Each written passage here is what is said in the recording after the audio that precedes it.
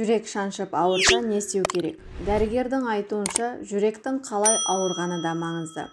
Кардиолог жүректің шаншуы жүрек ауруына байланысты болмауы мүмкін екенін де айтады. Жүректің шаншу себептері. Жүректің шаншуы бұл өте жиі кездесетін симптом, бірақ жүрек қан тамырлары патологиясына ғана тән емес. Көбіне бұл жағдай жүйке жүйесінің бұзылуымен, тірек қимылдың зақымдануымен, асқазан ішек жолдарының жоғарғы бөлігінің ауруларында да кездеседі. Жүрек аймағындағы шаншу көбіне психоэмоциональды шамадан тыс жүктеу кезеңінде пайда болады. Ол кезде не істеу керек? Жүрек кенет шаншса, абдырамай жай ғана отырып, немесе жатып демалу керек.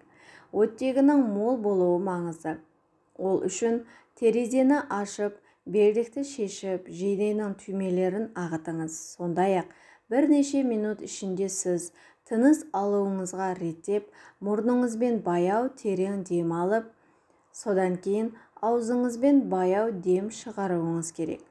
Сондай-ақ шаншуды тоқтату үшін кез келген ауырсынуды басатын дәрілерді ішуге болады. Мүмкіндігіңізше қан қысымы мен импульсті тексеріп отырыңыз. Егер сізде жоғары әдеттен тыс төмен қан қысымы немесе жүрек соғу жиілігі болса, медициналық көмекке жүгініңіз.